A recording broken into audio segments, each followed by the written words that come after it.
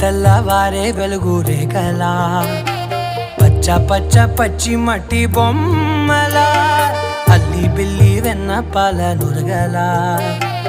అచ్చ తెలుగు ఇంటి పూల కొమ్మలా దేవదేవుడే పంపగా ఇలా దేవతే మా ఇంట అడుగే పెట్టెనంట బ్రహ్మ కళ్ళలో కాంతులే మా అమ్మలా మా కోసం మళ్ళీ లాలి పాడేనంట.